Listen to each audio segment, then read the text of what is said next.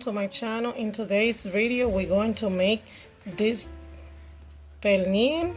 Delicious. We are going to teach you how to have, look at the flavor, this delicious pernil season, nice, so you could have flavor in every bite. Delicious. Look at that. It's not dry. It's very juicy. Very juicy. I'm going to teach you the technique how to get a pernil that is not juicy. That is juicy, I'm sorry, and not dry, what I meant to say. And you can still get it nice and crunchy, but nice and soft. Look, it's still dripping. That's soft because the moisture. I'm going to show you the trick how I got this pernil to be nice and moist. Let's make the recipe step by step. Hello. Here we have the ingredients that we're going to use to make the sofrito or sazon, like we call in Dominican Republic. And we have one fit or ajicito gustoso, one Italian pepper, a big one, half or a green pepper, half or a red pepper, one red onion or purple onion, one white one, a big one, culantro or recao, I don't know how you call it in your country. I have the fit or green onion, thyme. I also have tender cilantro, and I have the adult cilantro as well. I also have 5 leaves, this very small leaf of bay leaf, and a whole head of garlic. I also have a sour orange, lime, lemon, and a half of a sweet lemon. I like to balance my citric that way. I find that the different type of citric just give a little kick. Extra virgin olive oil, but a drizzle there is also gonna help your machine not to be too forced, and it's gonna have a nice consistency and nice taste. I have 1 spoon of cilantro seeds, and I have 2 spoons of Dominican oregano, and I grind it with my own bare hands, and 3 spoons of salt. Be careful with the salt. If you're making pernil, you have to add 1 spoon of salt per pound of pernil. So I only put 3 in here because when I'm adding, I add that to my pernil, my chicken or my turkey. When I'm adding the dry ingredient that I added to the meat first before I put the wet ingredients, I consider this the wet ingredients. Excuse me, I like to put it the salt with the dry ingredient first, and then with this sofrito or adobo, with this sazon, I like to add sodium as well. You have to take that into consideration so you don't make your meat or your pernil, your chicken, your turkey, whatever it is that you're making, you don't make it salty.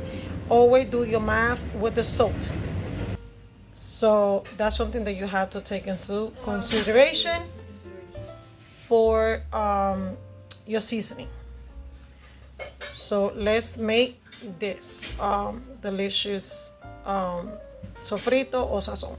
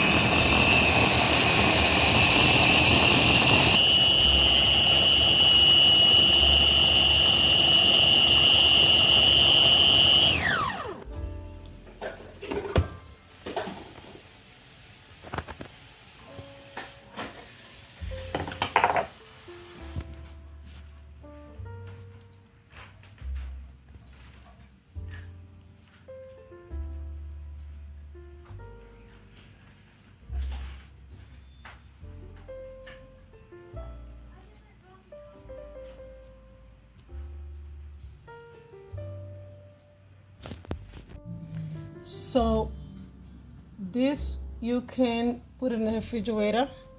You can get a glass jar and put it in the refrigerator, and it can last you a very long time. You could also take ice cube, the ones that come with the cover on it, and you could put it in the freezer. Make sure you put it in a Ziploc bag after you cover it so nothing gets the odor, because it smells very strong.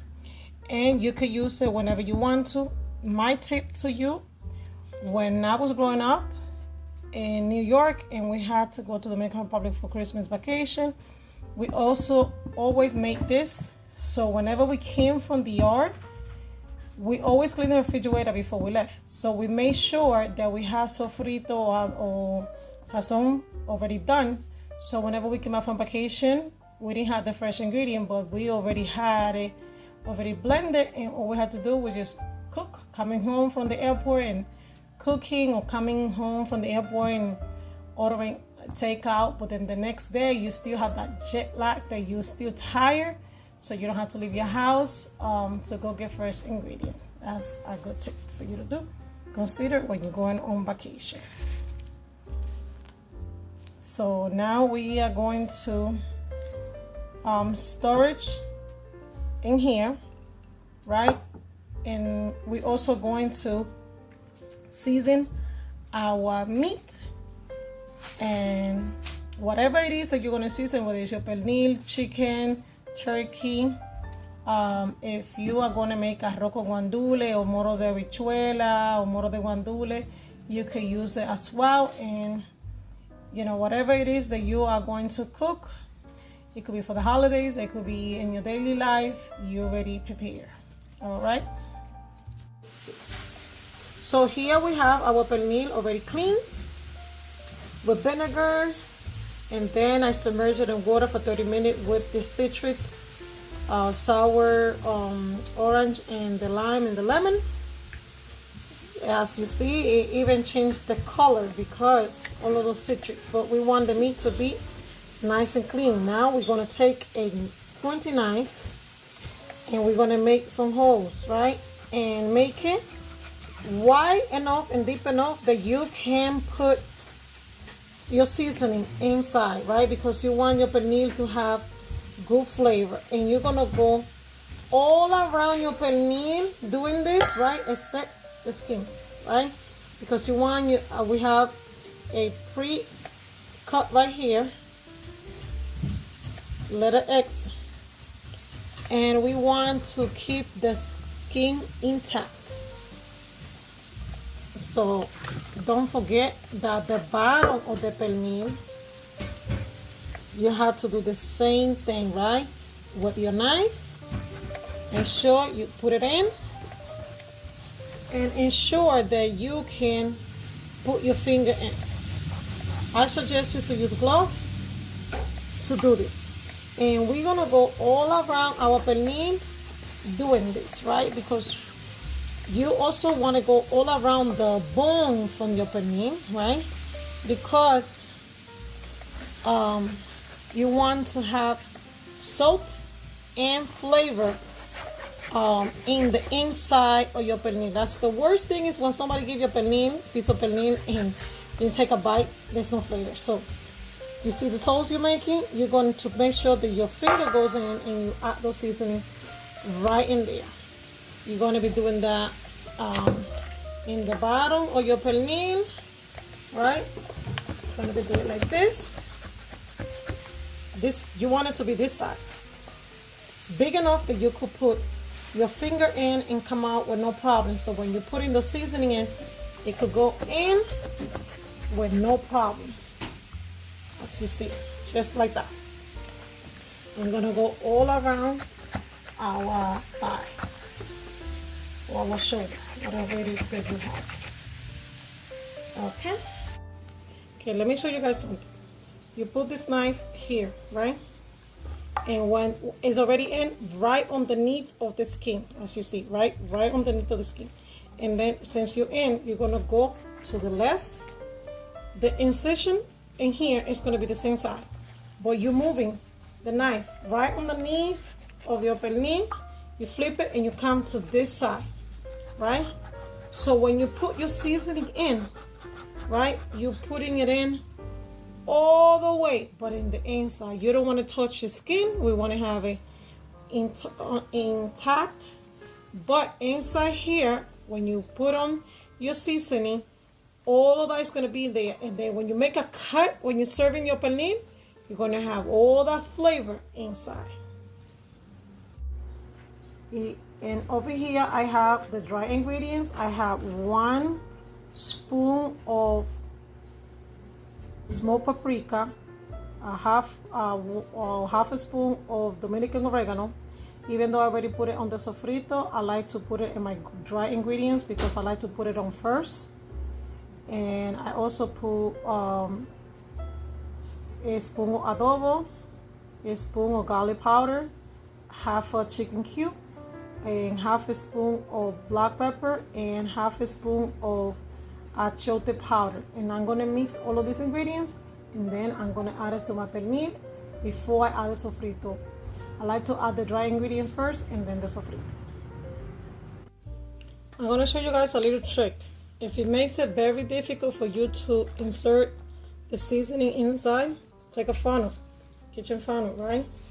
Put it in the hole. Take your teaspoon and add the seasoning.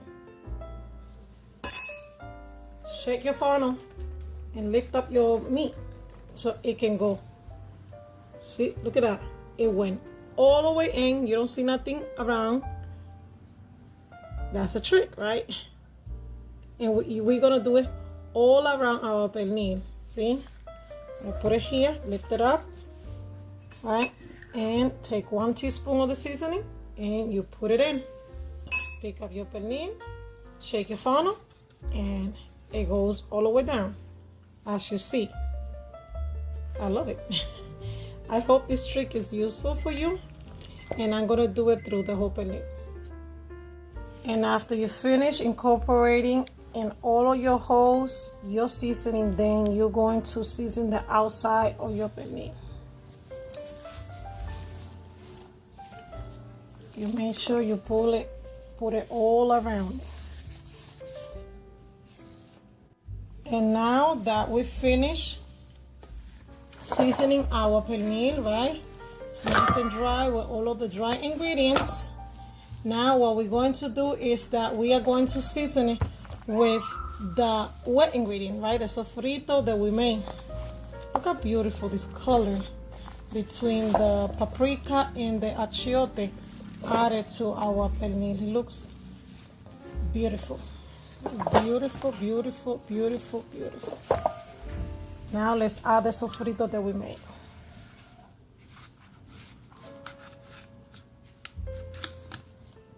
If you want to use the same technique we use for the dry seasoning with the funnel, you are welcome to do so.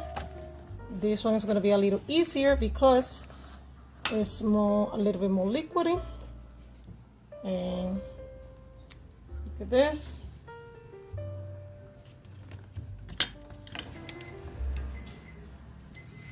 And just like you did before, you pick it up so it can stretch, and then you shake it so your seasoning could go down. And that's how you do it. And if for any reason your liquid gets stuck, all you have to do is just take the knife and go like this, and voila, you see, it all comes out and it goes straight in. And then you repeat the same thing through the next little hole that you have in there. And all of the sazon, so the, see, el sofrito goes in.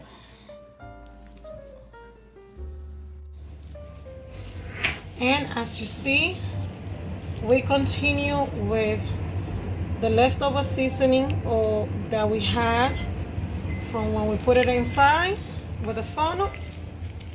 We put it on the outside. Now what we're going to do is that we're going to ensure that everything is in. You could continue going around with your fingers in. Massage your thigh real good. And what you're gonna do is that you are going to put it in the refrigerator. Make sure you put this part at the bottom, so all of the residue of the seasoning that stay in your bowl while you're seasoning can penetrate on that part, because you want to keep your skin side up in that part at the bottom, so I could get that nice flavor. You see all of those incisions. And what we're gonna do now is that we're gonna taste for sodium. I'm gonna wet my finger. It tastes very good of sodium. Very good, very good. This pernil gonna have an amazing taste, amazing flavor, because of the technique we use, or using first the dry ingredients so it can penetrate first, and then using the fresh but more wet seasoning and the citric. The citric from the orange, the sour orange and the sweet orange and the lime and the lemon, it added a nice kick to it. So we're going to leave this pernil. We're not gonna cook it today. We're gonna put it away. And I recommend you to leave your pernil seasoned for 3 days if you want a nice tasty pernil. If you don't have 3 days, because I understand that people work, and literally I have co-worker in the past that used to go shopping for the Thanksgiving dinner on Thursday because they didn't have a day off before. So if you have Thursday night to season your pernil before Wednesday night for season your pernil, and you only have one night, just use that. Use what you have. But I do not recommend you to season your pernil the day off. And if you really only could do it the day off, please do it early in the morning and cook your pernil in the afternoon. Give it at least a couple of hours to marinate, please, so your meat can absorb the sodium and the seasoning, and it could taste very good. So the day is finally here that we are going to cook our pernil, and I already put it on the baking pan that I'm going to be using to bake it. And what I'm going to do is that I'm going to wipe off the excess of the sazon that is here, the residue, because I'm going to use olive oil to kind of brush it off in the skin. And if I leave all of the residue from the sazon, they're gonna kind of burn before our skin, and I don't want that. And I already preheat the oven at 350 degrees. I'm going to let it bake at 350 degrees for 1 hour. And then as you see, there's a little bit of liquid on the pan, right, from when I marinated. Meat usually let go their own liquid, but it's going to be letting go a lot of fluid for the first couple of hours. So once we bake it, cover with foil paper for 1 hour, we're going to use that same juice, and we're going to hydrate our meat with it, and then we're going to cover it for another hour. And we're still going to be cooking it at 350 degrees. Show you guys a little trick. I put a large baking pan in my oven with water. This is going to keep a nice moisture inside the oven while your pernil is cooking, and it's going to make sure that the pernil doesn't get too dry. I already covered our pernil. It's very sealed, nice and sealed, and then we're gonna put it on the oven. And I just put it on the oven. We're gonna wait until the oven do its job. And 1 hour passed by, and now we're gonna check in our pernil.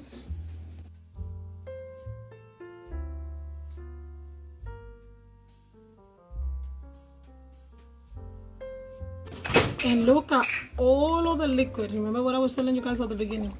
That came out of our pernil. So now what we're going to do is we're going to hydrate it. So you hydrate your pernil every hour when you open it, and that is going to help your pernil have nice flavor and be hydrated, so you don't be dry. All that juice that is coming out of it has good flavor from the meat itself. And you go all around it, especially the area where there's no skin, because the skin keep the rest of the meat protected, but the area where there is no skin, it could get dry. So 1 hour and a half passed by after I opened our pernil earlier, and this is how it looks like. So now let me tell you guys, when I opened it earlier, let me show you over here. When I opened it earlier, some of the skin was stuck to the foil paper. So I said, let me take my Kix baking parchment paper, right? They used to bake the cookies, and I put it over, and look, it didn't get stuck. For now on, that's what I'm gonna do. You know, sometimes the best ideas come in those moments that you least expect it. And today was one of those moments that I did something that I wasn't expecting. Okay, now what I'm going to do is that I'm going to hydrate my pernil real good. And now I'm going to put it back open. Now, let me let you know, this pernil is only 6 pounds. It's not big, and it's from a very young pork, very young. The bones are not too thick, and the skin is not too thick either. I grew up in a farm, and this is how my grandmother always said, this is how you identify how old your animal is. The meat is very tender already. So as you see right here, it's falling off the bones right here, right here. And I'm going to leave it open until it gets nice and crispy on the top, on the skin, because you want to make sure you get the skin nice and crunchy. I'm also going to remove some of the liquid, because you see all of the liquid that came out of the pernil. That's why when you boil your pernil to cook, it's one size, and when you finish cooking it, you're like, okay, what happened? It got smaller, because all the water from the animal literally comes out. Remember those holes we made before? You can, if they're still visible, you can just put the liquid there so it can be hydrated in the inside. If you have one of these,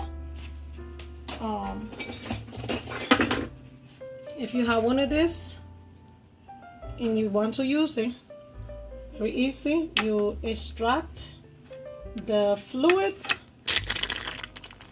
and then you see you're going to inject the fluid in the inside.